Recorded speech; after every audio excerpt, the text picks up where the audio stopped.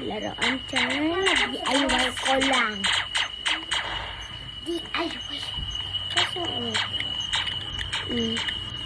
Wait lang.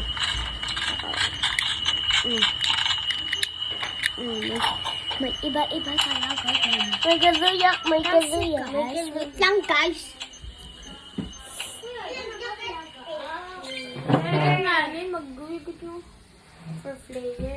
Tapos mag-video kit ni Mama Daddy. Ibotas, regalito.